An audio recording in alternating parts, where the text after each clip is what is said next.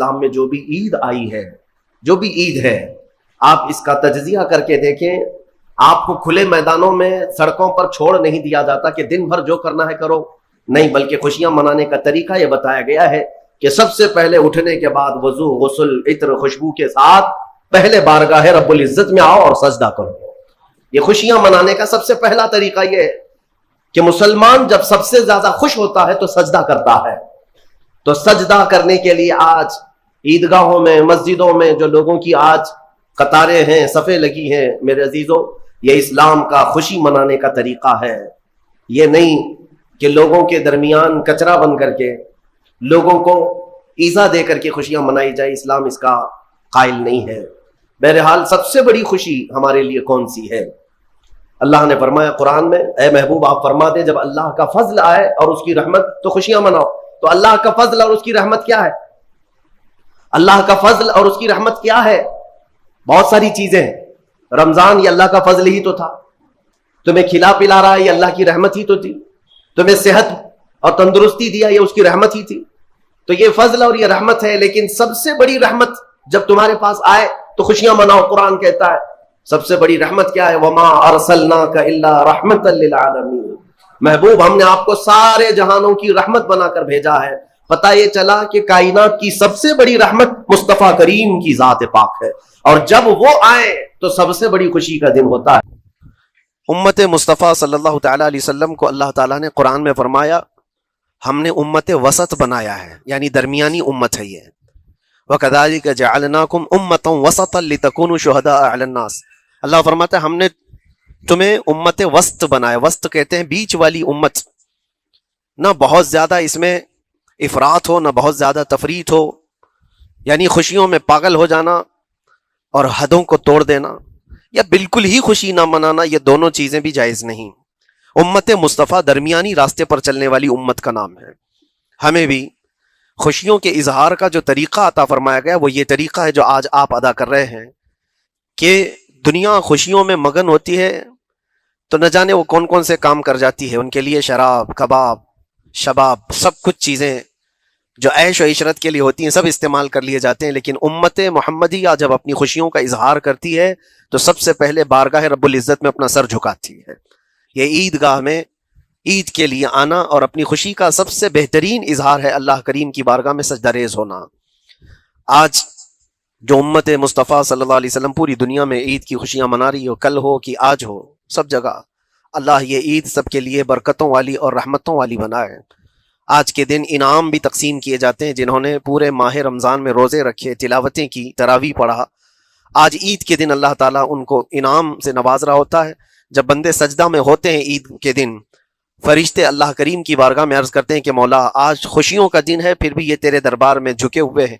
रब ताला फरमाता है, ए फरिश्तों, उनके सर उठाने से पहले तुम गवाह हो जाओ, उनकी बख्शिश का मैं ऐलान करता हूँ। इस्लाम की रूह होती, अगर ईमान उनके कल्ब में बशाशत पैदा कर चुका होता तो हरगिज वो ऐसी जगह कदम भी नहीं रखते। ऐ मेरे अजीजों, आज मुस्तफ़ा करीम सल्लल्लाहु अलैहि वसल्लम के सच्चे गुलाम बन करके दिखाने का भी दिन है। आज दुनिया तुम्हें देख रही है, आज पूरी दुनिया देख भी रही है और डर भी रही है कि ये बाहर निकले हैं, आज क्या होने वाला है। मेरे अजीजों, तुम्हारे पास सबसे बेहतरीन मैसेज देने का वक्त यह है कि रसूल करीम सल्लल्लाहु तआला अलैहि वसल्लम के गुलाम उनकी सुन्नतों में मलबूस अपने घरों से आज निकले हैं और पूरी दुनिया में हुजूर की सुन्नतें आम करके रहेंगे और हुजूर पाक सल्लल्लाहु अलैहि वसल्लम के अखलाक को फैला कर रहेंगे। आज तुम्हारे जरिए से हुजूर अकरम सल्लल्लाहु अलैहि वसल्लम के अखलाक आम होनी चाहिए। नॉन मुस्लिम हो, गैर मुस्लिम हो, कोई भी अगर उसके साथ तुम्हारे मदद का जज्बा आया, कम से कम उसके दिल में ये ख्याल तो आएगा कि ये नौजवान क्यों मेरे साथ अच्छाई कर रहा है। उस वक्त तुम ये बता सकते हो ये मेरा अपना अमल नहीं, ये मेरे आका का अमल है। नबी पाक सल्लल्लाहु तआला अलैहि वसल्लम आज के दिन गरीबों को नहीं भूलते, यतीमों को फरामोश नहीं करते। हुजूर पाक सल्लल्लाहु तआला अलैहि वसल्लम आज उन यतीमों, बेवाओं, सबके घरों का ख्याल तक रखते थे।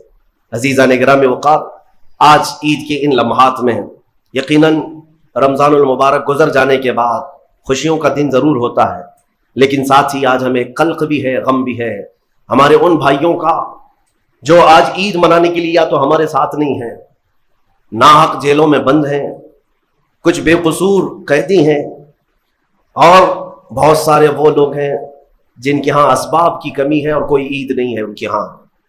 वो फिलिस्तीन का इलाका हो कि शाम हो कि यमन हो कि इराक हो, उनके यहाँ कोई ईद नहीं। वो खुले मैदानों में आज भी एक एक रोटी और बोटी के लिए तरस रहे होंगे। आज उस दर्द के साथ हम ईद के लिए हाजिर हैं और बारगाह मौला में ये अर्ज जरूर करेंगे कि मौला, जहां तू हमें नरम लुक़्मे खिला रहा है, हुजूर की उस गरीब उम्मत पर भी रहम फरमा दे। एक मेरा ही रहमत में दावा नहीं, शाह की सारी उम्मत पे लाखों सलाम। आज ईद के दिन जो काम करने के हैं, मेरे मुस्तफ़ा करीम सल्लल्लाहु अलैहि वसल्लम को राजी करने का दिन है। आज के दिन हुजूर फरमाते हैं अल्लाह ताला को सबसे ज्यादा पसंदीदा जो अमल है, सबसे ज्यादा पसंदीदा वो दो है। दो अमल अल्लाह को बहुत पसंद है आज के दिन। फरमाया मेरे आका सल्लल्लाहु अलैहि वसल्लम, वो दो अमल क्या है? हुजूर फरमाते हैं पहली चीज ये है कि अल्लाह रब्बुल इज्जत की बड़ाई बयान करना।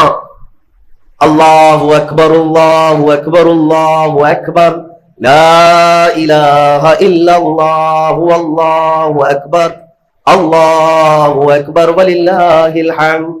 ये अल्लाह रब्बुल इज्जत की बड़ाई, तकबीर, अल्लाह सबसे बड़ा है, ये तकबीर बयान करना पहला अमल अल्लाह को सबसे ज्यादा पसंद है।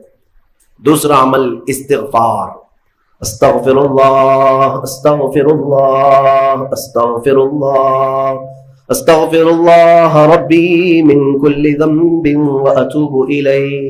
दो अमल आज के दिन अल्लाह बहुत पसंद फरमाता है। एक उसकी बड़ाई बयान करना तकबीर, और दूसरे इस्तिग़फ़ार। और फरमाया कि जब अपने घरों से निकलो तो तकबीर कहते हुए निकलो। कितने लोग ऐसे हैं जो तकबीर पढ़ते हुए आए? बहुत कम लोग हैं, सब अपने अपने धुन में चले जा रहे हैं। यहां तक कि फरमाया इस तकबीर का अहमियत का अंदाजा इससे लगाओ, आने के वक्त जिस रास्ते से आए थे ईद के लिए, जाने के वक्त दूसरे रास्ते से जाओ। वाजिब नहीं है, लेकिन इसकी हिकमत क्या है? एक रास्ते से आना और दूसरे रास्ते से जाना सुन्नत। फरमाया गया कि जब तुम एक रास्ते से तकबीर पढ़ते हुए आते हो तो उस रास्ते पर मौजूद जितने मकान, पत्थर, दरख्त हैं वो सब तुम्हारी तकबीर की गवाही देंगे। कयामत के दिन तुम्हारी तकबीर की वो गवाही देंगे कि मौला ये हमारे सामने से तेरी बड़ाई करता हुआ गुजरा है। तो हो सके दूसरे रास्ते पर भी गुजरो ताकि ज्यादा से ज्यादा इन तमाम चीजों को अपनी तकबीर का गवाह बनाया जा सके। तो इससे अंदाजा करें कि तकबीर आज के दिन बहुत अहमियत की हामिल है, और इसी तकबीर की आज जरूरत भी है मुसलमान को। इकबाल ने बहुत अच्छे अंदाज में कहा था, कुफ्र दम तोड़ देगा टूटी हुई शमशीर के साथ, घर तुम निकल आ जाओ एक बार नारे तकबीर के साथ। मतलब यह है कि उस तकबीर का आज भी बहुत सारे लोगों को इंतजार है, जिस तकबीर की आवाज से ही कुफ्र के खेमों में हलचल मच जाए। वो सिर्फ और सिर्फ हलक से निकलने वाली तकबीर नहीं है, वो ईमान की बशाशत और तवक्कुल के साथ निकलने वाली तकबीर है। अल्लाह रब्बुल इज्जत हम सबको कहने सुनने से ज्यादा अमल की तौफीक अता फरमाए। आज मेरे अजीजों, ईद उल फित्र में जो नहीं करने के काम है वो मुझे बताने की जरूरत नहीं, समझदार तबका है हमारा। आज शाम तक एक बात तय करके रख लेना, क्योंकि कल रात को ही शैतान आया है छूट करके कैद से, और वो अपने पूरे फोर्स के साथ चाहता है कि तुम्हें किसी न किसी तरह से इन रास्तों से लेकर गुनाहों के अड्डों पर ले जाओ।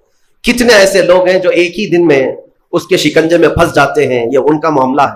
इसलिए आज शाम तक अपने आप को कंट्रोल करो कि मैं ना आज गाने बजाने, सिनेमा और जुओं की तरफ जाऊंगा, और ना ही बेहयाई के अड्डों की तरफ जाऊंगा। आज का दिन अल्लाह रब्बुल इज्जत अपने फरिश्तों पर रश्क फरमाता है। तवज्जो तो चाहता हूं, तवज्जो। ईद के दिन जब बंदे सजदे में गिरते हैं, ईदगाह हो कि मस्जिदें हो, जैसे ही तुम ईद के दिन सजदे में चले जाते हो, ये लम्हा कौन सा है जानते हैं आप? ये लम्हा कौन सा है? जिस दिन दुनिया पूरी, आप भी रमजान भर सजदे में गए होंगे, इबादतें करके भीख क्या मांगते थे? अल्लाह तू राजी हो जा।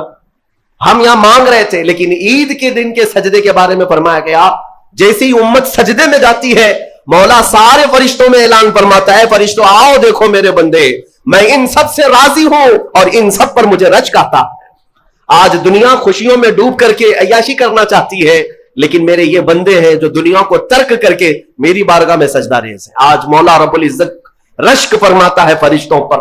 इसलिए मेरे अजीजों, निहायती इखलास के साथ, इत्मीनान के साथ और अल्लाह रब्बुल इज्जत की बारगाह में अपने आप को खुद सुपुर्द करके ईद की नमाज अदा करें, और उम्मीद है कि ये ईद हमारी एक इनकलाब लाएगी इंशाअल्लाह।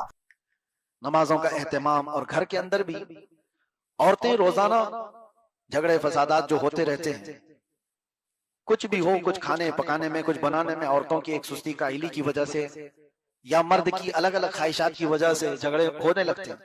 लेकिन हमने अक्सर तौर पर देखा रमजानुल मुबारका में औरतों की भी ये एहतमामात कि वो रोज नया बनाने में कभी उकताहट महसूस नहीं करती। रोजाना उन्हें इफ्तारी की तैयारी करनी है और सहरी की तैयारी करनी है। वो खुद से नई नई चीजें बनाने की कोशिश कर रही होती है, वहां कोई झगड़े फसाद आते नहीं, कोई शोहर डांट नहीं रहा है कि क्या रोज दाल चावल है। तो ये औरतों के अंदर भी माहौल लेकर के कौन आया? ये रमजान लेकर के आया। कुरान का पढ़ने का जितना रिवाज बन जाता है रमजान में, दूसरे दिनों में नहीं होता। और आम नौजवानों के सरों पर टोपी जितनी तेजी से आती है इतना दूसरे दिनों में नहीं आती। और सारी तब्दीलियां हैं जो आप महसूस कर सकते हैं। अब मैं आपको एक चीज बताने चाहता हूं, जब कभी हम कोई इलाज करते हैं तो इलाज हो जाने के बाद फिर एक बार टेस्ट करना चाहिए कि इलाज हुआ भी कि नहीं हुआ। मलेरिया हुआ था, टाइफाइड हुआ था, डॉक्टर ने बताया कि तुम्हें मलेरिया हुआ है, टाइफाइड हुआ है, दवा दे दी, आपने कंटिन्यू 5 दिन दवा खाई, 7 दिन दवा खाई और उसके बाद अच्छे भले लगने लगे, तो फिर आपको देखना भी तो चाहिए कि मलेरिया गया कि नहीं, टाइफाइड खत्म हुआ कि नहीं। तो क्या करेंगे? टेस्ट करेंगे। आप टेस्ट करवाएंगे, जाकर के ब्लड टेस्ट करो कि मेरे इसमें मलेरिया की कोई चीज पाई तो नहीं जा रही, टाइफाइड तो नहीं है। तो दोबारा टेस्ट करने पर पता चलता है कि जो गोलियां खाई थी वो असर करी है कि नहीं करी।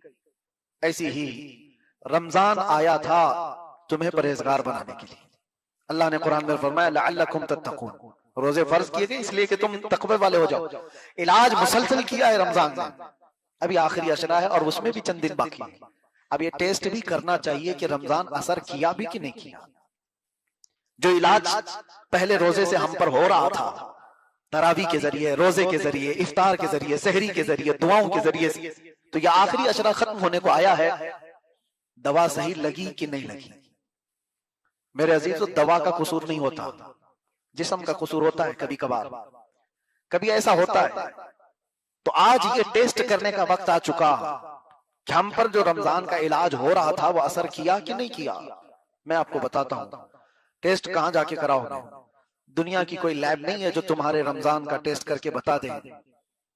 ब्लड दे करके आओगे तो भी नहीं पता चलेगा।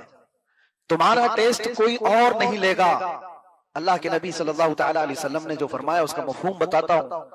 तुम्हारे मुताल्लिक सबसे बेहतरीन फैसला देने वाला तुम्हारा दिल है। यह दिल तुम्हें बताएगा कितने बदले हो, कितने नहीं बदले हो। दूसरे से छोड़ो, अक्सर ऐसा होता है कि दिल सच बोलता है लेकिन दिमाग उसको मानना नहीं चाहता। तुम झूठ बोल रहे हो, ये दिल को पता है। तुम चोरी कर रहे हो, दिल को पता है, लेकिन दिमाग उसको एक तरह से लीपा पोती करना चाहता है। नहीं, जो मैं कर रहा हूं वो सही है। इसी तरह से तुम्हारा इलाज हुआ कि नहीं हुआ ये दिल बताएगा। दिल से पूछो, ये साफ साफ बताएगा कि तुम्हारे अंदर तब्दीली कितनी आई है। अब उसकी कुछ अलामतें मैं आपको बताऊं। अब जाकर के देखो रमजान खत्म होने के करीब नमाजों में क्या मुझे लुत्फ मिल रहा है कि नहीं मिल रहा। क्या वही कैफियत तो नहीं कि इधर सलाम फेरा उधर में भागने की तबीयत कर रही है। मस्जिद में बैठने की तबीयत अब हो रही है कि नहीं हो रही है। कलाम पाक कुरान मुकद्दस उठाने की तबीयत चाहती है कि नहीं चाहती है। अगर नहीं चाहती अभी भी तबीयत और नमाजों में तुम्हारे खुशू व खुजू नहीं आया तो फिर ये रमजान ने कुछ भी तुम पर असर नहीं किया। रमजान का कोई इलाज नहीं हुआ, तुम जैसे थे वैसे ही हो। और अगर तब्दीली आई है, आंखें बहने लग जाती हैं कुरान की तिलावत से, खौफ से, आखिरत के तसव्वुर से, दुनिया को छोड़कर कब्र में जाने के याद से, तो समझ लो कि रमजान ने तुम्हें मुत्तकी बनाया है। रमजान ने तुम्हारे दिल को बदला है। ख्वाहिशात अगर कम होने लग गई है, अल्लाह की याद ज्यादा तड़पाती है, तो समझो कि रमजान ने असर किया। वरना होगा ये कि वैसे के वैसे ही हो तो रमजान का कुछ असर नहीं हुआ। लेकिन इसमें रमजान का कसूर नहीं, तुम्हारा अपना कसूर है। जमीन अगर नरम हो तो बारिश का एक कतरा भी उससे सब्जे निकाल देता है। और डामर के रोड पर 10 साल भी बारिश बरसे तो वहां से कोई पौधा नहीं निकलता। कंक्रीट की सरजमीन पर पानी जितना भी डालो वहां से कोई पौधा नहीं निकलेगा। लेकिन मिट्टी की नरम जमीन पर एक बार भी बारिश बरस जाए तो वहां से कोंपल निकल जाते हैं। दिल अगर नरम नहीं था, जमीन अगर साफ नहीं थी, तो रमजान ऐसे 70 भी आ जाए जिंदगी पर, तुम जैसे कि हो वैसे ही रहो। हाँ, दिल को बदल दिया, अल्लाह की याद में इसको तड़पाया, तो फिर देखना मेरे अजीजों, पूरे रमजान क्या एक रात ही बदलने के लिए काफी है। एक तरावी की शब तुम्हारे बदलने के लिए काफी है।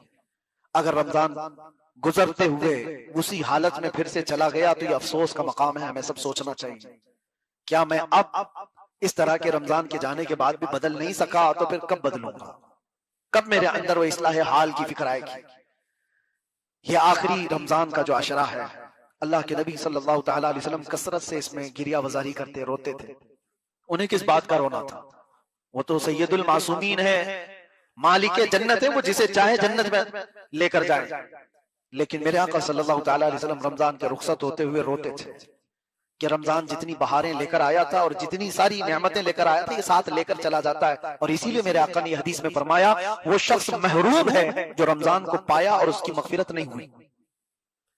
बहुत बड़ा बदनसीब है वो कि रमजान को पाया लेकिन अपनी मगफिरत नहीं करा सका, अपनी बख्शिश नहीं करा सका।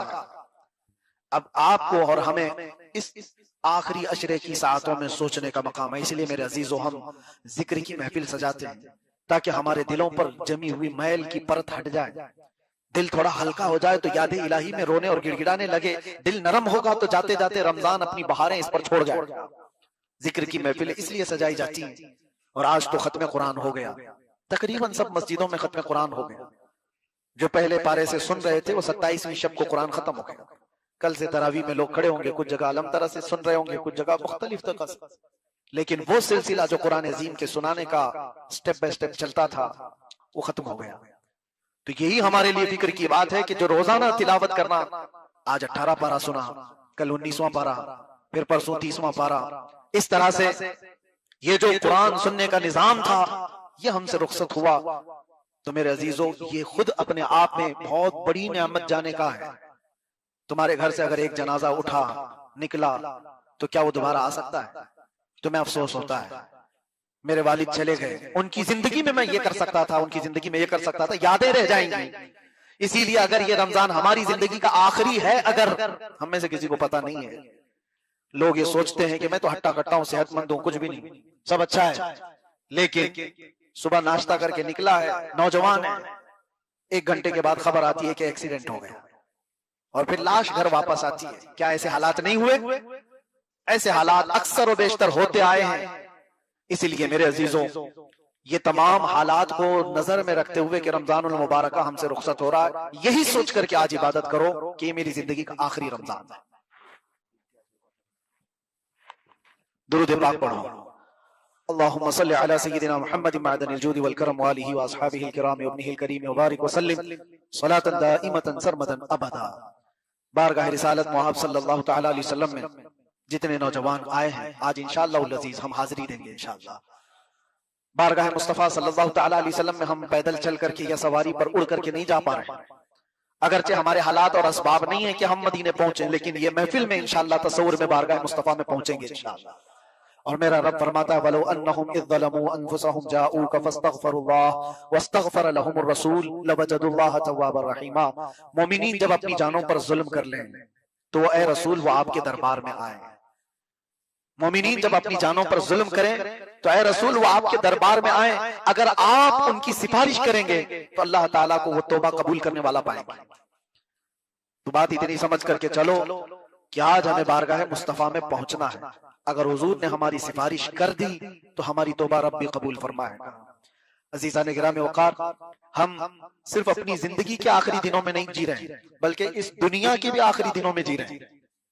क़यामत बहुत करीब है। अल्लाह के रसूल सल्लल्लाहु तआला अलैहि वसल्लम ने क्या फरमाया जानते हैं? अना वस्साअ, हुजूर फरमाते मैं और क़यामत ऐसे, 2 उंगलियां बता करके मेरे आका ने फरमाया मैं और क़यामत ऐसे इतने करीब हैं। अल्लाह के रसूल सल्लल्लाहु तआला अलैहि वसल्लम फरमाते हैं क़यामत इतनी करीब है और क़यामत की जितनी छोटी निशानियां थी सब हो गई, तकरीबन हो गई। हुजूर ने जो जो बयान फरमाया था वो निशानियां सब आ गई, बड़ी चंद निशानियां बाकी रह गई, वो भी बिल्कुल मुंह पर है, बिल्कुल करीब है। जो हालात आज दुनिया के बता रहे हैं इसमें बड़ी निशानियां बहुत जल्दी आने वाली। बड़ी निशानियों में क्या है? दज्जाल का जाहिर होना, याजूज माजूज का निकलना, इमाम मेहदी का ज़हूर, ईसा अलैहिस्सलाम का आसमानों से आना, और वो वक्त भी आएगा कि अचानक पूरे दुनिया में शोर मचेगा कि सूरज पश्चिम से निकल आएगा। सूरज कहां से निकलता है? पूरब से, ईस्ट से, और सूरज एक दिन वेस्ट से निकलेगा, आधा दिन उल्टा निकलेगा। और वो दिन फरमाया गया तौबा के कबूल होने का आखिरी दिन है। सूरज के पश्चिम से निकलने के बाद किसी की तौबा कबूल नहीं होगी और किसी का ईमान भी कबूल नहीं होगा। अगर कोई उसके बाद ईमान लाया तो ईमान भी कबूल नहीं। दाब्बतुल अर्द का निकलना पर होगा, जो पूरी दुनिया में घूमेगा, मुसलमान की पेशानी पर वो एक मोहर लगाएगा सुलेमान अलैहिस्सलाम की अंगूठी से, और काफिर की पेशानी पर वो मूसा अलैहिस्सलाम के आसा से एक लकीर खींच देगा। सब फर्क हो जाएंगे, अलग अलग हो जाएंगे, पता चल जाएगा।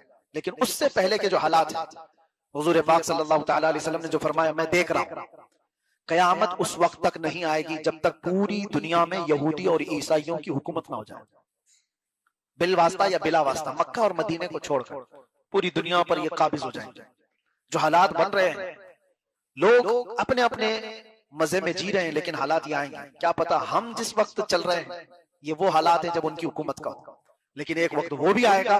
मेरे आका सल्लल्लाहु अलैहि वसल्लम ने फरमाया, फिर ये हुकूमतें खत्म होगी, इमाम मेहदी का ज़हूर होगा, तो पूरी कायनात में एक घर भी नहीं होगा जहां से ला इलाहा इल्लल्लाह की आवाज ना आती। पूरी दुनिया में एक घर भी बाकी नहीं रहेगा जहां इस्लाम ना होगा। हर घर से ईमान वाला और इस्लाम वाला, और फिरके भी नहीं होंगे, सब एक दीन पर होंगे, एक दीन पर, हक दीन पर कायम होंगे। पूरी दुनिया की बात कर रहा हूं।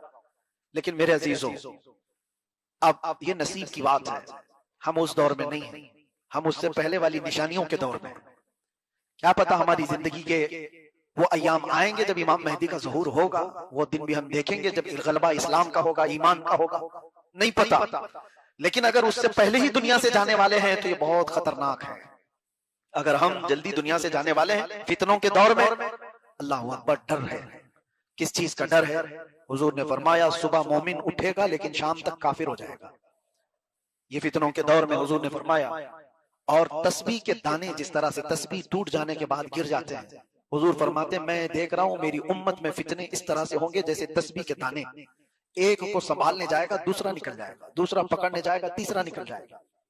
ये आज वही दौर है। एक फितना खत्म करने के लिए आप कोशिश करेंगे तो दूसरा और एक फितना आपके सामने नजर आएगा। एक फिरका अभी खत्म नहीं हुआ था कि दूसरा फिरका खड़ा हो जाएगा। ये वही दौर है।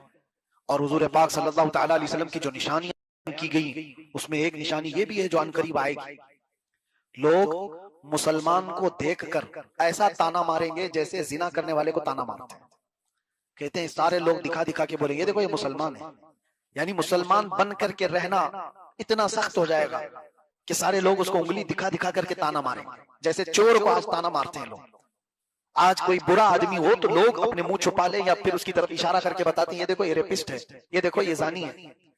एक दौर वो होगा जो सच्चे मुसलमान को लोग इस तरह दिखा दिखा करके बोलेंगे। बाकी सब क्या होंगे? वो सब डूबे हुए लोग होंगे, वो सब गुमराह होंगे। इसीलिए तो एक अच्छा दिखेगा तो सारे लोग ताना मार रहे होंगे। वो दौर बहुत करीब है जो मैं महसूस कर रहा हूं। अच्छे लोगों की कमी इतनी ज्यादा है मेरे अजीजों। परखने के पर आ जाए तो बहुत सारे लोग निकल जाएंगे। कितने लोग हलाल खाने वाले बाकी रह के पता ही नहीं। कितने लोग वो हैं जिनकी 5 वक्त की नमाजें वो गिनने में भी नहीं मिलेंगी। एक वक्त वो था इमाम आजम अबू हनीफा के दौर में, मस्जिद का मुतवल्ली उसे बनाया जाता था जिसकी तहज्जुद ना छूटती हो। यहाँ तो ढूंढने जाओगे फजर और असर और जोहर का ठिकाना नहीं है, तहज्जुद कहां से। और उनके दौर में ये फरमाया गया था अब्दुल्लाह इब्न मसूद के बारे में।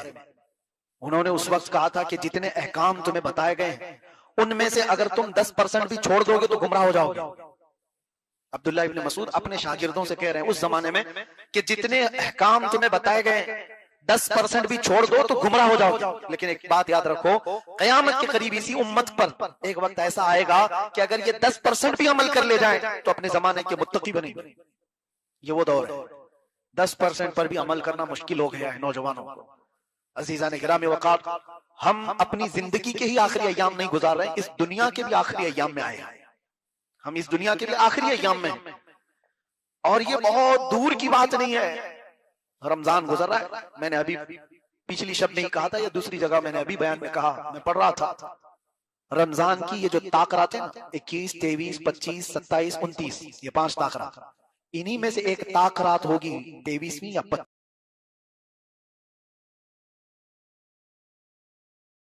पूछा गया कौन सी बुराई है? कहा उस वक्त तक कयामत नहीं आएगी जब तक अरब के कबीले शिर्क और बुत परस्ती में मुब्तला ना हो जाए। ये हो गए हैं।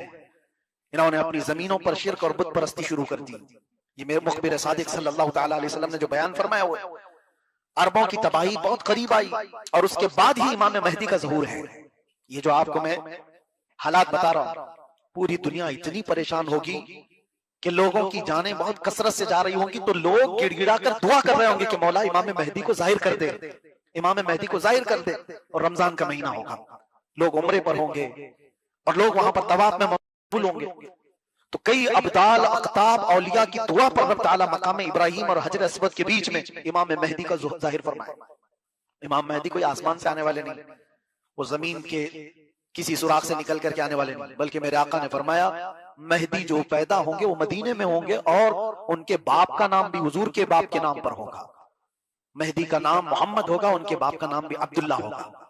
हुजूर पाक सल्लल्लाहु अलैहि वसल्लम ने सारी निशानियां बताई। मैं क्यों जिक्र कर रहा हूं इमाम मेहदी का? इसलिए जिक्र कर रहा हूं कि उनके जाहिर होते ही पूरी दुनिया में ऐसी तब्दीली आएगी, ऐसी तब्दीली आएगी। फरमाया गया कि शेर और बकरी एक साथ चल रहे होंगे, शेर बकरी पर हमला नहीं करेगा, अमन का वो माहौल आएगा कि कोई किसी पर जुल्म नहीं कर रहा होगा। इसीलिए मैं जिक्र कर रहा हूं, काश हमारी उम्रें ऐसी हों कि इमाम मेहदी के ज़हूर पर हम जिंदा रहे, वरना उससे पहले जाने वाले हैं तो हमारा कोई ठिकाना नहीं, कोई भरोसा नहीं किस हाल में दुनिया से जाने वाले हैं। हुजूर पाक सल्लल्लाहु तआला अलैहि वसल्लम फरमाते हैं, तुम कब्रिस्तान के पास से गुजरोगे, कब्रों वालों को देख करके तुम ये तमन्ना करोगे काश इसकी जगह मैं सोया होता तो ज्यादा अच्छा होता, इसलिए कि वो फितनों से महफूज चला गया। आज के दौर में जो फितने हैं वो नहीं देख रहा है, वो देखा भी नहीं, और हम जो जिंदा हैं पता नहीं और कौन कौन से फितने देखने वाले। मेरे अजीजों, आज आपने जो उड़ती उड़ती खबरों में एप्स्टीन फाइल वगैरह के जिक्र सुने, पूरी दुनिया में इस पर जो बहसें हुई, क्या है ये चीज? ये पूरा दीदा उतानिस्ता शैतान की प्लानिंग है। वहां पर शैतान की इबादत का एक पूरा प्रमोशन है। मैं आज से कई 10 साल कबल ये कहता था कि मैंने जो पढ़ाई की थी दज्जालियात पर, पूरी दुनिया में एक ताकतवर कहलाने वाली कौम है जो बड़े बड़े से इसको जमा करती है और शैतान की इबादत पर उकसाती है, और पूरी दुनिया में वो एक निजाम लाना चाहते हैं, जितना जितना खुदा का निजाम है इसको तोड़ना है। ये एप्स्टीन फाइल वगैरह सब, अरे वो पैसे वाले लोग हैं जिनको किसी चीज की कमी नहीं, उनको 12 साल की बच्चियों से जिना करने की क्या जरूरत पेश आई? छोटी 9 साल की 10 साल की बच्चियों के साथ रेप करने की क्या उनकी ये हवस कैसे? मैं आपको बताता हूँ, आमतौर पर मर्द अगर ख्वाहिश भी करेगा तो अपनी उम्र या अपनी उम्र से थोड़ी छोटी औरत के साथ वो बदकारी कर लेगा, लेकिन ये तबीयत और फितरत के खिलाफ चीज कर रहा है आदमी, जो छोटी छोटी सी बच्चियों को ठाकना। वजह यह है कि शैतान के यहाँ निजाम ही ये है, शैतान के यहाँ निजाम ही है, जो खुदा के यहाँ बहुत ज्यादा वईद वाली चीज है वो करके दिखाओ, जो अल्लाह को सबसे ज्यादा नापसंद है वो करके दिखाओ। मैं तुम्हें ताकत दूंगा जमीन पर, मैं तुम्हें शोहरत दूंगा जमीन पर, मैं तुम्हें माल दूंगा जमीन पर। इब्लीस लईन उब्बादुश शैतान नाम की एक तंजीम कायम है, आपको पता है, डेविल वर्शिपर्स, ये शैतान की पूजा करने वाले वो लोग, इसमें बड़े बड़े लोग मौजूद हैं। ऐसा नहीं है कि आप समझ रहे हैं कि ये कुफार और मुशरिकीन है, अरब के बादशाह भी इसमें मुलव्विस है। अरब के बादशाह, इनके जुब्बे कुब्बे, इनके रुमाल गुमाल ना देखो, ये वो लोग हैं जिन्होंने बाल की इबादत की है, ये वो लोग हैं जिन्होंने अपना ईमान सब कुछ वहां बेच दिया है सिर्फ और सिर्फ पावर हासिल करने के लिए। शैतान थोड़ी देर के लिए पावर दे भी देगा, क्योंकि अल्लाह ताला ने उसको ताकत दी है, और अल्लाह ने फरमाया कयामत तक तुझे मोहलत दिया, तो जितना कर सकता है अपनी ताकत के हिसाब से कर। शैतान ने यह कहा भी था अल्लाह से कि मैं तेरी पूरे बंदों को जहन्नम में झोंक दूंगा, मैं उनके सीधे रास्ते पर बैठूंगा, इधर से, सामने से, दाएं से, बाएं से, जिधर से भी वो गुजरेंगे मैं तुझसे उन्हें दूर करूंगा। कुरान में है, शैतान कहता है लअक़उदन्न लहुम सिरातकल मुस्तक़ीम थुम्मा लआतियन्नहुम मिन बैनि अयदीहिम व मिन खल्फिहिम व अन अयमानिहिम व अन शमाइलिहिम, उनके दाएं से, उनके बाएं से, उनके आगे से, उनके पीछे से मैं आकर उन्हें तेरे रास्ते पर चलने वाले को हटा दूंगा। और रब ताला ने उससे एक बात फरमाई थी, जा तुझे मोहलत दी गई इला यौमिल वक्तिल मालूम, क़यामत तक। लेकिन एक बात है, इन्ना इबादी लैसा लका अलैहिम सुल्तान, मेरे कुछ बंदे होंगे जिन पर तेरा दाव नहीं चलेगा। वो कौन लोग हैं? वो कौन लोग हैं जिनको शैतान चाह करके भी उस रास्ते से नहीं हटा सकता? वही आज मैं कहना चाहता हूं। अल्लाह तबारक व तआला ने कुरान में उनका जिक्र फरमाया, कुछ लोग वो होंगे जिन पर तेरा दाव नहीं चलेगा, वो इस जरूर जमीन पर वो बंदे हैं जो खालिस मेरी रजा के लिए जिया करते हैं। उनका हर सजदा, यहां आज मैं ये बात कहने आया हूं, नमाज किस लिए पढ़ रहे हो? जन्नत मिलेगी कि नहीं मिलेगी? अल्लाह के नबी सल्लल्लाहु तआला अलैहि वसल्लम ने फरमाया, ईमान की हालत में दुनिया से जाओगे तो जन्नत मिलेगी कि नहीं मिलेगी? तो जन्नत की ख्वाहिश है कि नहीं? जन्नत की ख्वाहिश है, इबादत हमने जन्नत हासिल करने के लिए की है, लेकिन एक जमात ऐसी है क़यामत के दिन मग़फ़िरत हो गई और क़यामत के दिन उनको लाया गया। अल्लाह ताला फरमाता है, 3 जमातों का जिक्र है हदीस में। एक जमात है जन्नत में जाने वाली, तीनों जमातें जन्नती। अल्लाह ने एक जमात से पूछा, तुम क्यों इबादत करते थे? उन्होंने कहा, अल्लाह तेरी जन्नत की नियामतों के तज़किरे हमने बहुत सुने थे, ऐसी नियामतें, ऐसी नियामतें, ऐसी नियामतें, हमें तो जन्नत हासिल करना ही था। अल्लाह ने फरमाया, जन्नत की ख्वाहिश करना भी इबादत है, मैंने तुम्हें जन्नत दे दी, जाओ। दूसरी एक जमात, वो भी जन्नत में जा रही है, उससे रब ताला फरमाएगा, तुम क्यों इबादत करते थे, तुम क्यों गुनाहों से बचते थे, आज तुम्हारी बख्शिश हो गई है। वो कहेंगे, मौला तेरी दोज़ख से बहुत डर लगता था, भयानक अज़ाबात का हमने जिक्र सुना था, हम अपने आप को दोज़ख में झोंकने के लिए तैयार नहीं थे, इसलिए रातों को खड़े होकर तेरी इबादत करते थे। रब ताला फरमाता है, मेरी दोज़ख से जो डरा उस पर भी मैं जन्नत वाजिब किया, जाओ जन्नत में चले जाओ। तीसरी जमात होगी, उनको पूछा जाएगा, तुम्हारी भी बख्शिश हो गई, तुम भी आज जन्नत में जाने वाले हो, बताओ तुम इबादत क्यों करते थे? वो कहते, मौला वो दोनों जमातें जो गई हम वैसे नहीं थे, हमको न जन्नत में जाने की ख्वाहिश थी न जहन्नम का कोई तस्करा, हम तो खालिस तेरी रजा के लिए इबादत करते। तुम हलाल खाते रहोगे, अल्लाह राजी है, तुम्हारी जुबानों में असर है, तुम्हारी दुआएं जल्दी कबूल होंगी, लेकिन इब्लीस नहीं चाहेगा कि लुकमा भी तुम्हारे अंदर हलाल का जाए। पूरी दुनिया को वो इस तरह के निजाम में बनाया। आज दुनिया क्रेडिट पर चल रही है, सूद पर चल रही है, पूरी दुनिया को क्रेडिट पर लाकर नहीं खड़ा किया गया।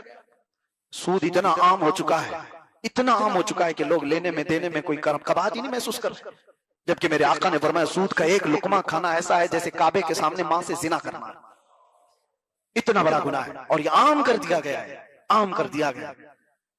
लोगों का कोई एहतमाम ही नहीं, हलाल खा रहा हूं कि हराम खा रहा हूं, जुबान के चटखारे, जुबान की लज्जतें नौजवान को यहां तक ले आई। ये सड़क चलते चलते कब कौन से पिज्जे, कौन से बर्गर खा रहा है इसे पता ही नहीं, कौन सी जगह से क्या खा रहा है, मुर्दा खा रहा है, हराम खा रहा है, इसे एहसास ही नहीं है। कितने ऐसे मैं जानता हूं, हमारे बच्चों ने खुद खबर दी है, मरी हुई मुर्गियों के शावर में खिलाते हैं सबको, बच्चों को कुछ एहसास नहीं। तुम्हारी जुबान से होकर निकलने वाला एक एक लुकमा अल्लाह ने फरमाया पाकीज़ा होना चाहिए, तब तुम्हारी जुबान का असर है, तुम्हारी दुआएं कबूल होंगी। और शैतान नहीं चाहता कि तुम्हारी कोई दुआ आसमान तक जाए।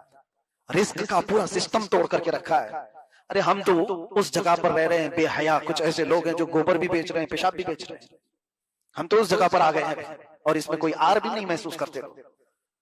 तुम्हारा क्या होगा, तुम पूरी दुनिया में किस तरह से रहोगे, कहीं जाते हो तो क्या खाते हो, क्या नहीं खाते हो, ये बहुत बड़ा चैलेंज है या नहीं हमारी जिंदगी का, बड़ा चैलेंज है। लोग आज फास्ट फूड खाने के इतने आदी हो गए, इनको पता ही नहीं। बहुत सारे नौजवानों को देखा, नॉर्मल समझते हैं हर जगह से नॉनवेज खाने को, तुम्हें पता ही नहीं जो गैरुल्लाह के नाम पर कटा हुआ जानवर है वो तुम्हारे लिए हराम है, मुर्दार है। कुरान ने कहा है मुर्दार है वो, तुम खा नहीं सकते। यहाँ बैठ करके ऑर्डर दे करके मंगवा लिया और जो आया वो खा लिया, तुम्हें पता भी है क्या तुम्हारे लुकनों में गया। ये सारा निजाम शैतान ने तोड़ करके रखा है। और एक बहुत बड़ी चीज मैं आपको बताऊं, इब्लीस लईन की पूरी ताकत आज इस बात पर है कि अल्लाह ताला ने जो नस्ल के नशो नुमा का जो निजाम बनाया है वो क्या है, क्या तरीका है, शादी। एक जवान लड़का एक जवान लड़की से निकाह करेगा, हलाल तरीका यही है, और इसी से इंसानी नस्ल की इर्तिका होगी, नसब महफूज रहे। इब्लीस ये नहीं चाहता किसी का नसब महफूज रहे। अल्लाह तबारक व तआला क्या सबसे ज्यादा इस पर कड़ा हुक्म दिया गया है। आपको पता है इस्लाम में एक हुक्म आपको पता है, औरत को जब कोई तलाक दे दिया या औरत का शोहर मर गया तो हमारे निजाम क्या है, इद्दत गुजारेगी नहीं गुजारेगी, सुना है ना अपनी इद्दत का। औरत को तलाक देने के बाद वो औरत अगर दूसरे से निकाह करना चाहे तो उसकी इद्दत है, सबकी इद्दत अलग है। मरे हुए उसकी इद्दत अलग है, लेकिन तलाक की इद्दत अलग है। मैं एक एग्जांपल दे रहा हूं, किसी ने तलाक दे दिया औरत को, जवान थी, उसकी इद्दत क्या है, 3 बार उसके पीरियड आ जाए, हैज, औरत 3 बार हैज वाली होकर पाक हो जाए तब उसकी इद्दत खत्म होगी, अब वो दूसरे से निकाह कर सकती। वजह क्या है, औरत को इतना इंतजार क्यों कराया जा रहा है? अरे इधर छोड़ा उधर दूसरा निकाह कर ले औरत। नहीं, इस्लाम में नस्ब की हिफाजत पर इतना ज्यादा ताकीद है कि 3 हैज आ जाने का मतलब है पहले वाले शोहर का कोई कतरा भी उसके पेट में बाकी नहीं रहा, कोई चीज पहले वाले शोहर की उसके अंदर बाकी नहीं रही। अगर पहले वाले शोहर का नुतफा होता तो औरत को हैज नहीं आता, हमल खड़ा हो जाता, हमल ठहर चुका होता। और फिर उसकी इद्दत जब तक वो हमल खत्म नहीं होता तब तक दूसरा कोई निकाह नहीं कर सकता। वजह क्या है? एक औरत के पेट में 2 मर्द या 3 मर्द, किसी का इख्तिलात इस्लाम चाहता ही नहीं। नसब नहीं मुख्तलित होना चाहिए, मिलना नहीं चाहिए। इस निजाम को तोड़ने के लिए शैतान पूरी कुव्वत लगा दी, पूरी कुव्वत। ये डेविल वर्शिपर्स जो हैं, इन्होंने दुनिया में कौन कौन से ऐसे नए तरीके लाए, आपको सुन करके आंखें फटी रह जाएं, कान खड़े हो जाएं। वाइफ स्वैपिंग, इसकी बीवी उसके साथ जाए, उसकी बीवी इसके साथ जाए। ये बड़े मालदारों के फैशन है। आज दुनिया इसको ऐब नहीं समझती। ये बड़े बड़े पैसों वालों के चोंचले हैं। अपनी औरतों को दूसरों के यहाँ भेजना, दूसरों की औरतों के साथ खुद चले जाना। माअज़ल्लाह रब्बिल आलमीन। ये निज़ाम कुदरत को तबाह बर्बाद करने के लिए इब्लीस ने पूरी ताकत लगाई। और जहां पैसे वाले ना हो वो क्या करेंगे? शादी का निजाम ही तोड़ दो। यूरोप में परसेंटेज अगर आप देखो तो इतने ज्यादा बच्चे वहां पर बगैर बाप के हैं कि उनको पता ही नहीं। और वहां पर तो इसी तरह बगैर शादी के रहने का रिवाज भी ऐसा हो गया। बगैर शादी के रहना है कि रिलेशनशिप ऐसी कायम की गई है कि जो निकाह के बगैर, अरे बड़े बड़े सेलिब्रिटी वो इस तरह से अपने आप को जाहिर करते हैं कि हम तो इसी तरह लिविंग में हैं, शादी नहीं है।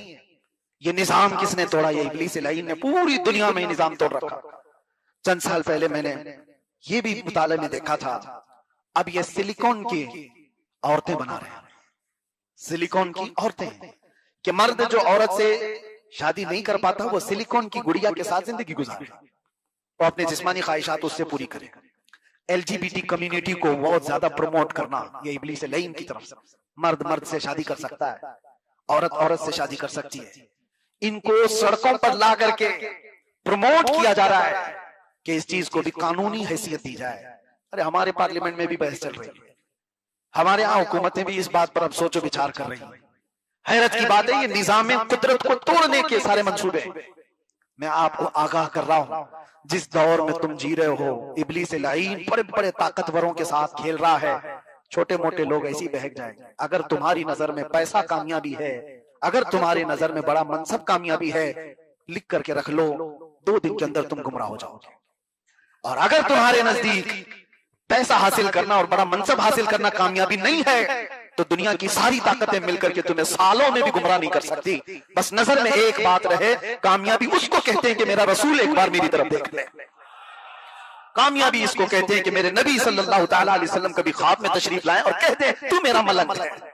ये कामयाबी है, ये हकीकी कामयाबी है। कामयाबी की सर्टिफिकेट अगर दुनिया से तमन्ना रखते हो तो फिर मैं कहता हूं गारंटी के साथ गुमराह हो जाओगे, गुमराह हो जाओगे। इसलिए कि जब तुमने क्राइटेरिया बना लिया, कामयाब वो हैं जो हुकूमत की कुर्सी पकड़े हुए हैं, कामयाब वो हैं जिनके पास गाड़ी बंगले बड़ी बड़ी कंपनियों के मालिक हैं। तो अगर तुमने यही क्राइटेरिया बनाया है कामयाबी का, तो फिर देखो वो एप्स्टीन फाइल में कोई गरीब नहीं है, वो सारे बड़े बड़े मालदार हैं, हुकूमतों की कुर्सियों को थामे हुए लोग हैं, मल्टीनेशनल कंपनियों के ओनर्स हैं, उसके अंदर बड़ी बड़ी कंपनियों को चलाने वाले लोग। तुम्हारे अंदर कामयाबी का क्राइटेरिया यही रहा तो फिर तुम भी उन्हीं की तरह करने को आसान समझोगे कि इस रास्ते से बहुत जल्दी आ जाएगी।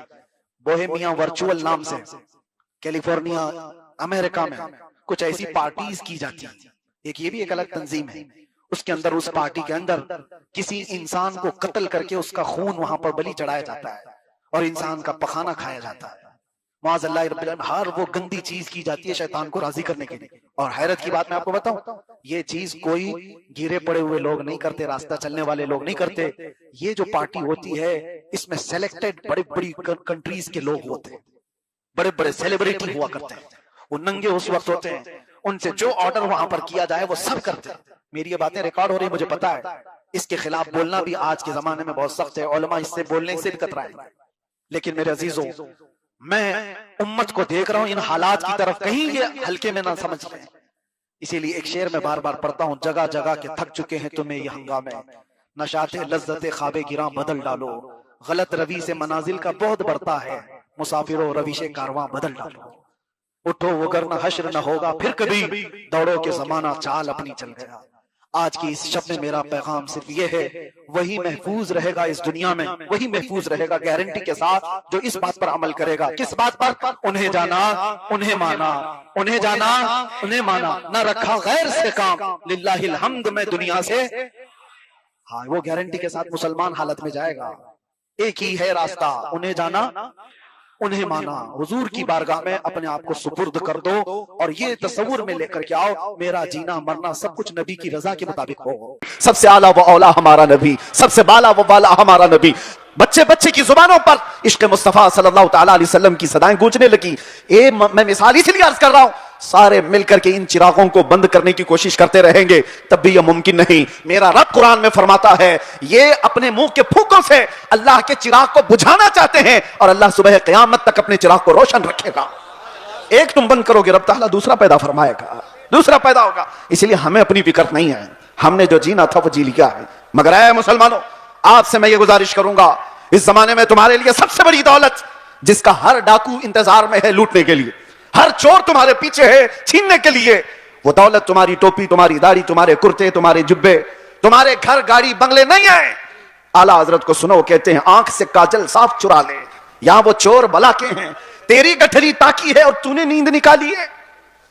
कौन सी चीज है जिसके सब चोर दुश्मन अतराफ में हैं? कौन सी चीज छीनना चाहते हैं?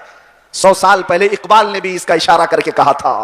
अंग्रेज ये कहते थे ये फाका कश मौत से डरता नहीं जरा। सबको पता है ये मौत से डरने वाली कौम है ही नहीं। हमारे कंधे पर कफन हुआ करता है। डर उसको हो जिसे लगे कि मौत के बाद अंधेरा अंधेरा अंधेरा। डर उस कौम को क्या लगे इधर आंखें बंद हो उधर मुस्तफा का दीदार, उसे डर नहीं। दुनिया ये जानती है।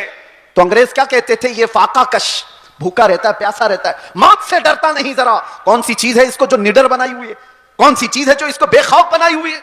इकबाल कहते हैं रूह मोहम्मदी इसके बदन से निकाल दो। वही कहता था अंग्रेज, रूह मोहम्मदी इसके बदन से निकाल दो। और आला हजरत भी वही कहते हैं आंख से काजल साफ चुरा ले। आंख से काजल चुराने का मतलब क्या है? अरे ये डब्बी वाला काजल नहीं, एक मोमिन की आंख का काजल इश्क मुस्तफा हुआ करता है। मोहब्बत मुस्तफा अगर तुम्हारे पास है तो तुम्हारी आंखों का काजल है। और इसी के चोर अतराफ में घूम रहे हैं, इसी के चोर, इसी के डाकू। अब तो जमाना ऐसा आएगा कि लोग मुदाहनत पसंद ऐसे होंगे। मियां क्या जरूरत है ऐसी बातें करने की, क्या जरूरत? याद रखना ये तमाम मसलहत पसंदी को मैंने दूसरे मुल्कों में देखा है। सऊदी अरब के कई ऐसे इलाके जिन्होंने अपने बच्चों को मॉडर्नाइज करने के लिए ऑस्ट्रेलिया में, अमेरिका में बचपन से पढ़ाया।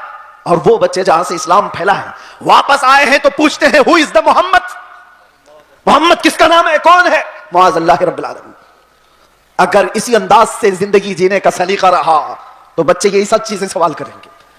इसीलिए मेरे मुस्तफा करीम सल्लल्लाहु अलैहि वसल्लम ने फरमाया था अल्लिमू औलादकुम सलासा खिसालिन, अपनी औलाद को 3 चीजों सिखा करके जाना।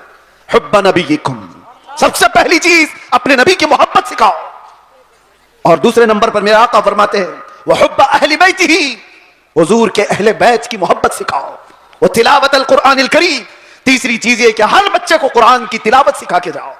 एक बाप की तरफ से अपने बच्चे को दिया गया ये 3 चीजें दुनिया की सबसे बड़ी नेमत है, सबसे बड़ा तोहफा है, सबसे बड़ा हदिया है। इसीलिए मेरे अजीजों बार बार हम हर स्टेज से ये अलग ऐलान तुम्हें पुकार पुकार कर कहते हैं हुजूर पाक सल्लल्लाहु ताला अलैहि वसल्लम के नाम पर कोई समझौता ना करो, कोई मसलहत पसंदी ना करो, कोई दबाव, कोई समझौता नहीं। जो जान मांगो तो जान दे दें, जो माल मांगो तो माल दे दें, मगर ये हमसे कभी ना होगा नबी का जाहो जलाल दे दें। जब तक ये सिफत तुम्हारे अंदर बाकी रहेगी इंशाअल्लाह कोई कौम तुमको सफ़े हस्ती से मुकम्मल मिटा ना सकेगी, नहीं होगा। लेकिन एक बात और समझ के चलो, इकबाल की ये बात बहुत पक्की है। अगर इस रिश्ते से तुम दूर होते चले गए, जो मदीने से तार हमारे जुड़े हुए हैं इससे दूर होते चले गए, होगा क्या? उनके जो हम गुलाम थे खल्क के पेशवा रहे। हुजूर के जब हम गुलाम थे पूरी मखलूक के आका हम कहलाते थे। उनके जो हम गुलाम थे खल्क के पेशवा रहे, उनसे फिरे जहां फिरा फिर आई कमी वखार में। जैसे ही हुजूर से चेहरा फेर लिया दुनिया ने हमसे चेहरा फेर लिया, इज्जतों में कमी आई है। आपको क्या लगता है ये इज्जतें आज हमें जो इस मिंबर पर बैठने की मिली है या हमारी पगड़ियों से मिली है या हमारे जुब्बों की वजह से मिली है? इससे बेहतरीन लोग भी पहनते होंगे। हमें जो इज्जतें मिली हैं इन पगड़ियों से नहीं, वो नाम मुस्तफा की बरकत है। आबरूए मां ज़नाम मुस्तफास्त, इकबाल ने कहा था हम सबकी इज्जत और आबरू हुजूर के नाम से वाबस्ता है। और अगर हुजूर पाक सल्लल्लाहु ताला अलैहि वसल्लम की इज्जत ही ना रही तो हम अपनी इज्जत का क्या करेंगे? हमारी कोई अपनी इज्जत नहीं। हमें दुनिया हुजूर पाक सल्लल्लाहु ताला अलैहि वसल्लम के गुलाम की हैसियत सी पहचान थी और इस पहचान को जिंदा रखना यह हमारा फरीजा है। इस पहचान को बाकी रखने में हम हर कसर पूरी करें। इसीलिए मैंने कहा था अभी चंद दिनों कबल, आपके सामने दोहराता हूं, चंद दिनों पहले, वो तो मैं बाहर आने के बाद कैद से पहली मर्तबा बंगाल आपके सामने आया हूं, लेकिन आपको एक बात बता रहा हूं। अभी मैंने कहा अंग्रेजों के मुतालिक हमारी जुबान से निकल जाता है कुत्ते का लफ्ज, निकल जाता है, और सबको पता है। इसी बात पर मुझे 8 महीने अंदर रख दिया। मैं कहता हूं मेरे अजीजों, अलल ऐलान कहता हूं, दुनिया को सबको कहता हूं, अगर तुम्हें कहना है मुझे एक बार नहीं 1000 बार कुत्ता कहो, दरबार रिसालत का, मोहम्मद अरबी का, हमें जरा बराबर भी फर्क नहीं पड़ेगा, बल्कि हम तो उसको दुनिया का सबसे बड़ा लक़ब समझेंगे, सबसे बड़ी इज्जत है। सके तैबा सब मुझे कह कह के पुकारे बेदम, यही रखियो मेरी पहचान मदीने वाले, यही रखियो मेरी पहचान मदीने वाले। मैं तुमसे पूछता हूं, अगर तुम्हें बारगाह मुस्तफा का कुत्ता कहा जाए तो किसी को शर्म आएगी? किसी को ऐब लगेगा? वजह यह है कि हम इन निस्बतों पे फख्र करते हैं। मैं उनसे कहता हूं तुम्हें अगर इस बात पर शर्म आती है तो ऐसी निस्बतों को छोड़ो। जिनको यह लगता है, ऐब लगता है, वो इन निस्बतों को छोड़े। आए जहां पर बंदा हुजूर के दरबार में अपने आप को कुत्ता भी कहता है तो उसे फख्र महसूस होता है, लेकिन इसका मतलब ये नहीं। हमने बारगाह मुस्तफा में अपनी निस्बतें खाकिस्तर होने के अंदाज से पेश तो की, मगर मेरे मुस्तफा की गैरत देखो। रसूल पाक सल्लल्लाहु अलैहि वसल्लम ने हमें मजमे में कुत्ते की हैसियत से नहीं पेश किया, जिस मजमे में गए शेर की हैसियत से पेश फरमाया। ये सिर्फ हमारे लिए नहीं है, जो भी बारगाह मुस्तफा की निस्बत पर फख्र करता है दुनिया उसे हल्के में नहीं लेगी, फिर अल्लाह तबारक व तआला उसकी इज्जतें बढ़ा देता है। आला हजरत ने जिंदगी भर बारगाह मुस्तफा में अपनी निस्बतों पर फख्र किया है, और गौसियत मआब के दरबार पर निस्बत जोड़ते हुए क्या कहा था बरेली के ताजदार ने? गौसे पाक के दरबार में क्या कहा था पता? हम तो कह देते हैं गौस पाक का मुरीद हूं, गौस पाक के सिलसिले का मुरीद हूं। मुरीद होना, खादिम होना, या अपनी जगह पर, वक्त का मुजद्दिद, जिसको अल्लाह तबारक व तआला ने 55 से ज्यादा उलूम व फनून पर महारत दी है, 1000 से ज्यादा किताबें लिखा हो, तकवा और तहारत का इमाम, लेकिन गौसे पाक के दरबार में जब बात करनी हो तो यूं कहता है, ऐ गौसियत मआब, तुझसे दर, दर से सग, और सग से है मुझको निस्बत। सग किसको कहते हैं? सग कुत्ते को कहते हैं। आला हजरत कहते हैं, या गौस तुझसे दर, दर से सग, और सग से है मुझको निस्बत। मेरी गर्दन में भी है दूर का डोरा तेरा, और इस निशानी के जो सग हैं नहीं मारे जाते। सग का मतलब कुत्ता फारसी में। आला हजरत कहते हैं इस निशानी के जो कुत्ते हैं मारे नहीं जाते। हश्र तक मेरे गले में रहे पट्टा तेरा, जिसके पास भी ये निस्बत मौजूद है वो मारे नहीं जाते, पकड़े नहीं जाते। म्यूनिसिपैलिटी बेल्ट वाले कुत्ते को नहीं उठाती है, हाँ इंजेक्शन उसको मारा जाता है जो आवारा है, दूसरों को काट खाने दौड़ता है, लेकिन जिस कुत्ते के गले में पट्टा होता है उसे छोड़ दिया जाता है। वो निशानी है कि इसका कोई मालिक है, ये किसी का पाला हुआ है। इसीलिए आवारा मत रहो, उन निस्बतों पर फख्र करो कि दुनिया देखकर ही कहे ये मदीने वाला। इसे ना छेड़ो, ये दरबार रिसालत में बिखा हुआ है, इसे ना छेड़ो। कई ऐसे मामलात थे मेरे अजीजों, सहाबा इकराम रिज़वानुल्लाहि ताला अलैहिम मजमाइन, बहुत छोटी तादाद में। एक मैं वाकया बताता हूं हदीस पाक में। हजरत सलमा बिन अक्वा रदियल्लाहु ताला अन्हु हुजूर के एक ऐसे सहाबी हैं, आला हजरत ने उनका पूरा तफसील से वाकया लिखा है।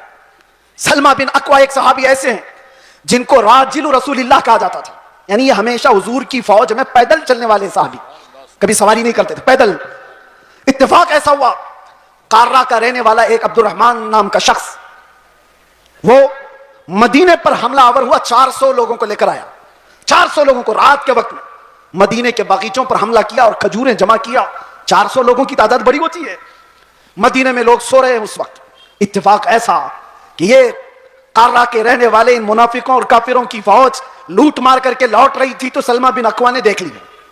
होना क्या चाहिए, गांव का एक आदमी जाग रहा है तो लोगों को जगाए कि इतनी बड़ी फौज मदीने के बागीचों से खजूरें लेकर जा रही है, लोगों को जगाए। सलमा बिन अक्वा ने किसी को जगाया नहीं, तन्हाई 400 के पीछे दौड़ पड़े, सबके पीछे दौड़ पड़े। और हैरत की बात है कि 400 दौड़ भी रहे, एक नबी पाक के गुलाम से डर करके दौड़ भी रहे। दौड़ते दौड़ते इतनी दूर चले गए कि मदीने से भी निकल गए, वो खजूरें उठाए भाग रहे, और सलमा बिन अक्वा उनके पीछे पड़े हुए। एक सहाबी की हैबत कितनी थी कि 400 दौड़े जा रहे हैं। सुनने में आपको हैरत होती है कि नहीं? 400 दौड़े दौड़े चले तो गए, एक मकाम ऐसा आया कि सब इधर उधर हो गए, 10 इधर, 15 इधर, 20 इधर। लेकिन सलमा बिन अकवा किसी का पीछा नहीं छोड़ रहे।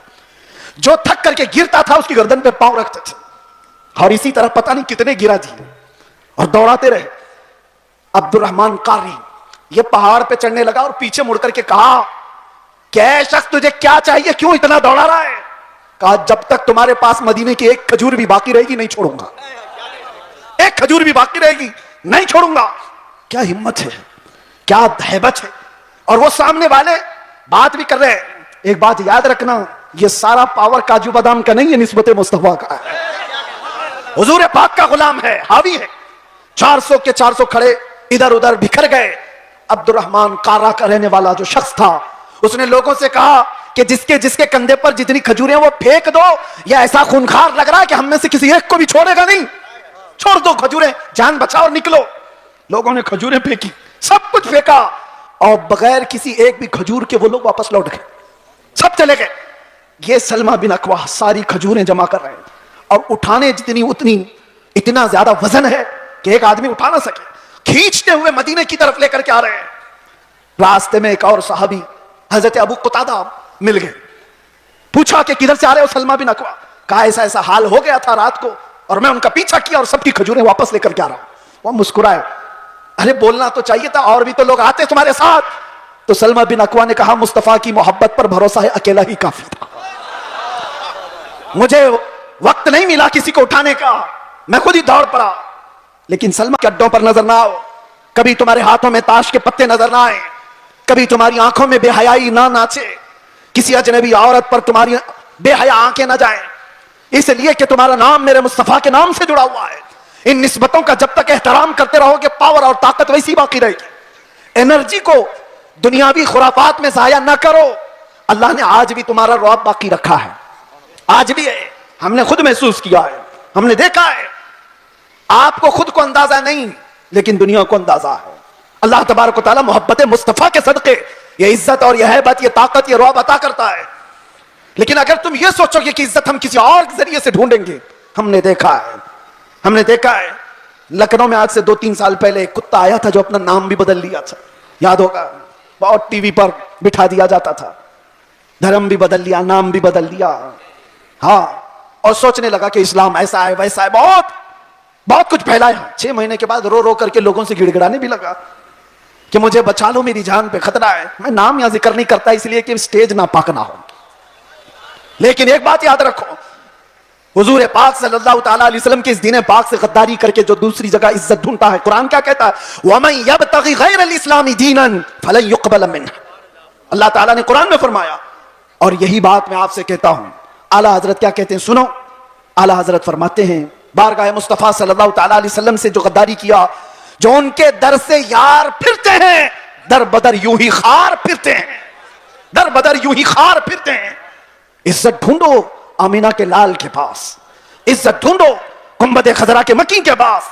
हमने दुनिया में देखा है जो नबी पाक की गुलामी को अपनाए हैं, 70 साल के भी होते हैं तो उनकी खूबसूरती में फर्क नहीं आता, 80 साल के भी हो जाएं तो उनको बूढ़ा कोई नहीं कहता।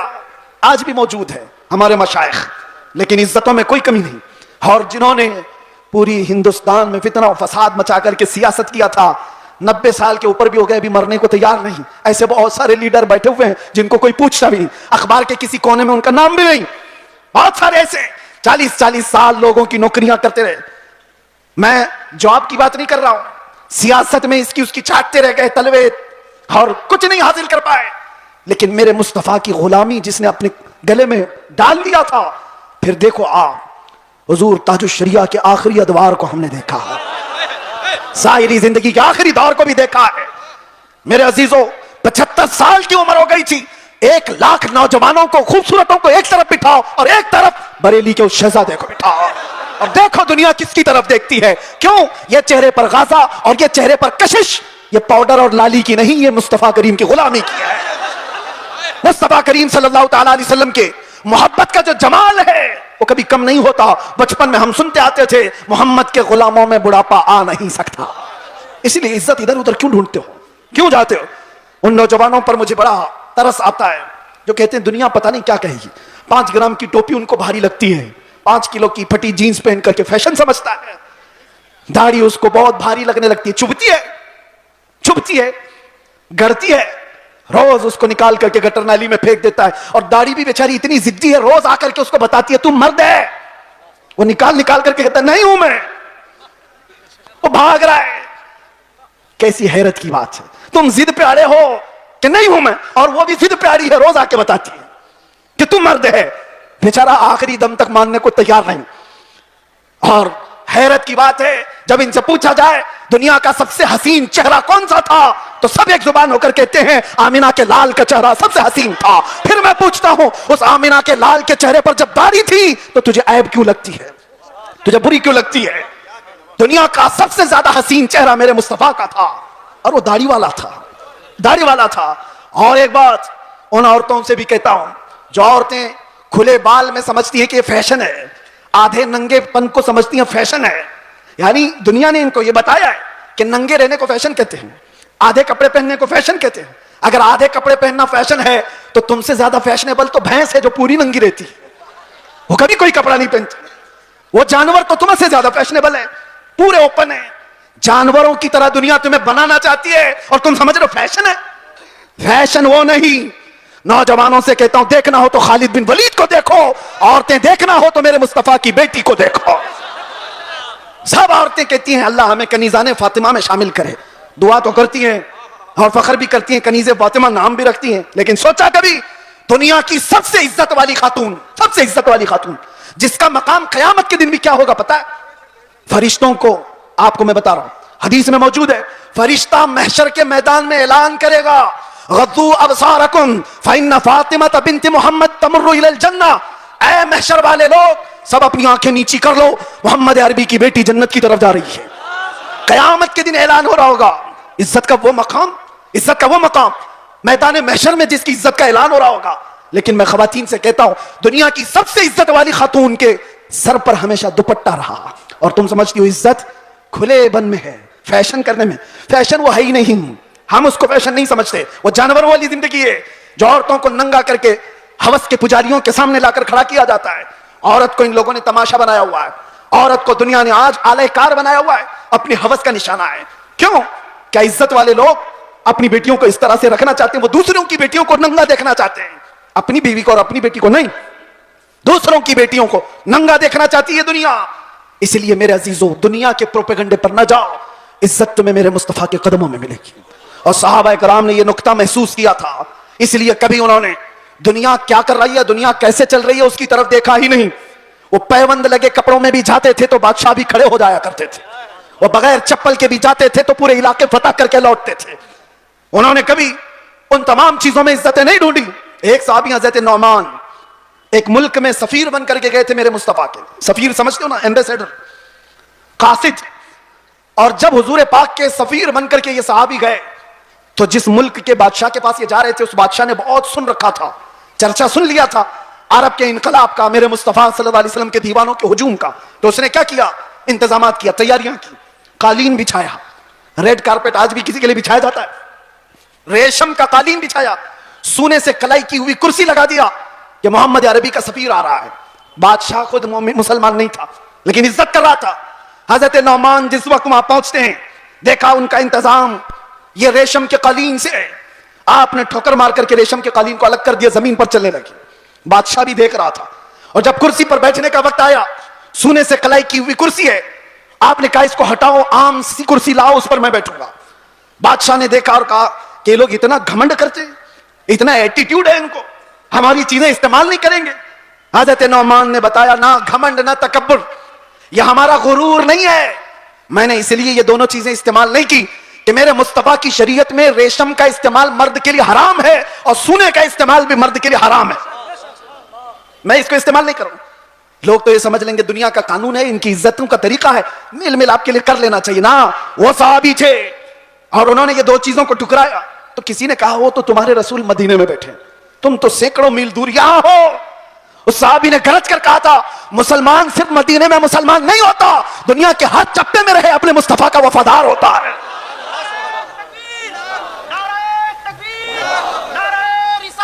अपने नबी का वफादार होता है। उन सहाबा ने इज्जतें अपने नबी की निस्बत में ढूंढी थी। आज लोग ये समझते हैं कि दुनिया की चकाचौंध में रंग जाने में इज्जत मिल जाएगी, कुछ नहीं मिलने वाला है। जिंदगियां गुजर जाएंगी, लोगों की ठोकरों पर ही जीते रह जाओगे, लोग उछालते रह जाएंगे।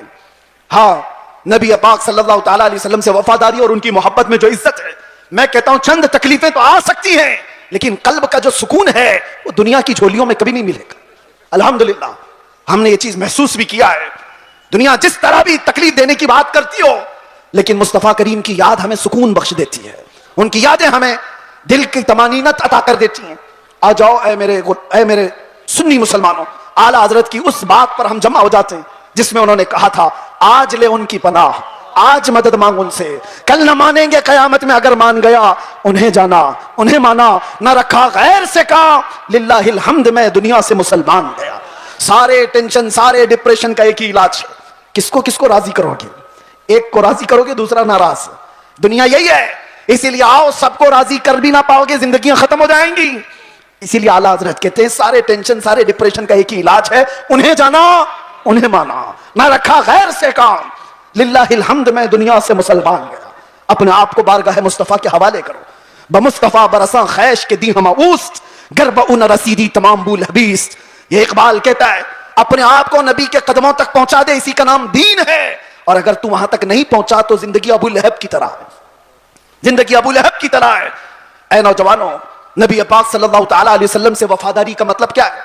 वफादारी किसको कहते हैं? अभी मैं कहूंगा तो नारे जोर से लगाओगे, ये वफादारी है। और फिर एक डंडा पड़े तो सारे भाग जाएं, ये वफादारी है? वफादारी ये नहीं।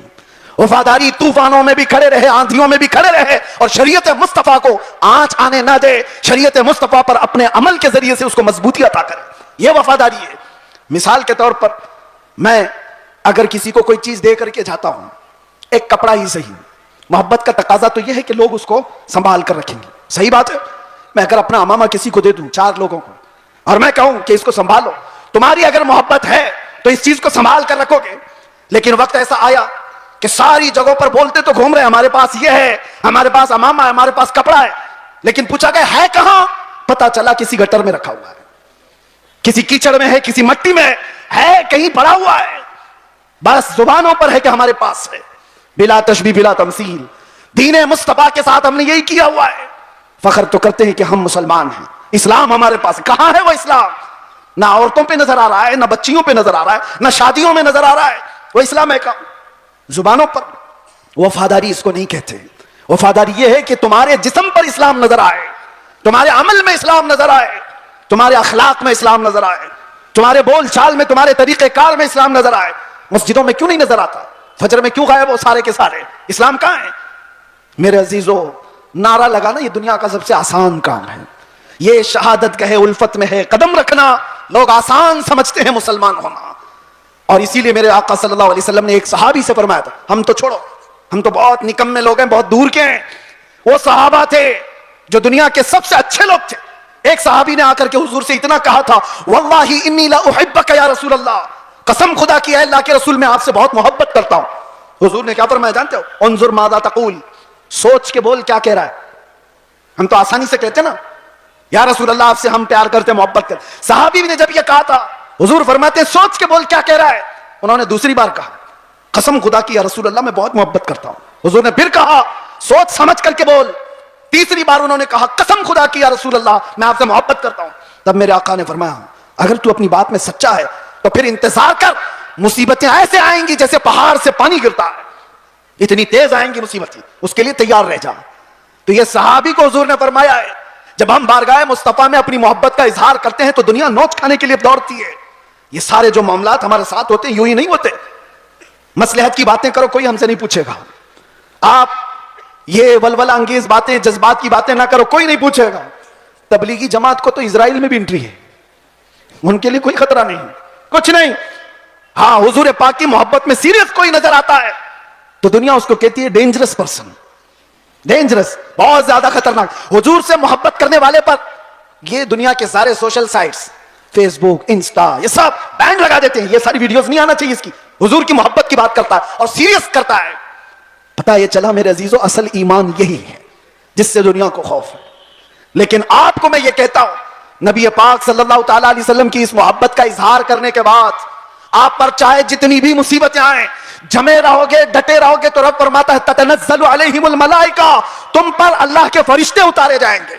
वो ये कहते हुए आएंगे, ला तखाफू वला तहज़नू, घबराओ मत, डरो मत, अनकरीब अल्लाह ने जिस जन्नत का वादा किया है वो जन्नत तुम्हारे इंतजार में, डरो मत, घबराओ मत।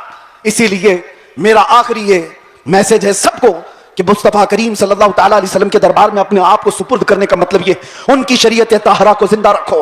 हालात इतने पेचीदा होते चले जा रहे हैं, दुनिया की सबकी नजरें तुम्हारी तरफ है, तुम्हारे अखलाक की तरफ, तुम्हारे किरदार की तरफ। और याद रखना, मैं आज इजहार भी कर देता हूं, मोहब्बत मुस्तफा का मतलब ये नहीं है कि किसी जगह अपने आप को बम बांध करके ब्लास्ट कर ले।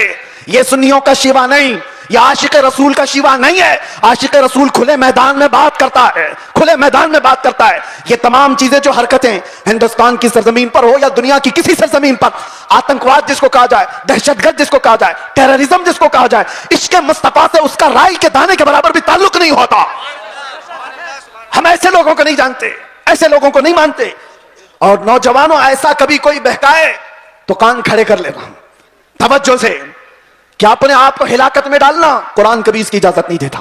और ना हक किसी ऐसे आम आदमी की जान लेना, यह तो बहुत दूर की बात है। इस्लाम तुम्हें बिल्ली को भी अगर बांध करके रखा और खाना पानी नहीं दिया, मर गई तो जहन्नम में चला जाएगा।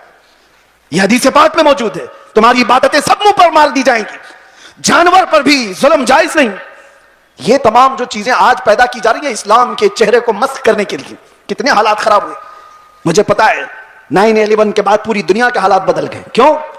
इस्लाम को इस तरह से पेश किया गया, मुसलमानों के चेहरे को इस तरह से पेश किया। चंद मुसलमानों ने अगर ये किया है तो सारे मुसलमानों को चाहिए कि ऐसे लोगों से अपना कोई रिश्ता ना रखें। खुल करके कहो, सूफिया की ये जमात है या औलिया कामिलीन से मोहब्बत करने वाले और इश्क मुस्तफा की गुन गाने वाली जमात है। नौजवान सोशल मीडिया पर अगर कहीं किसी का लिंक भी हो तौबा कर लो, निकल जाओ ऐसी चीजों से। अरे तुम शेर हो, मुस्तफा करीम के वफादार हो, तुम्हें ऐसी हरकतों की जरूरत कतई नहीं पेश आएगी। अल्लाह तबारक व तआला इस दीन का हामी व नासिर व मददगार है। ये दीन सुबह क़यामत तक जिंदा रहेगा। और मैं मजम्मत भी करता हूं ऐसे किसी भी नौजवान की मुलव्विस होने से, किसी भी नौजवान के।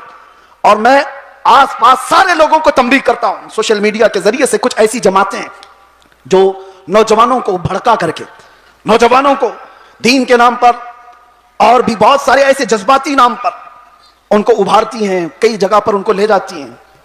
ये सारी जमातें पड़ोस मुल्क से अपना काम कर रही हैं और हिंदुस्तान में क्या पूरी दुनिया में अपने नसें फैलाई हुई हैं।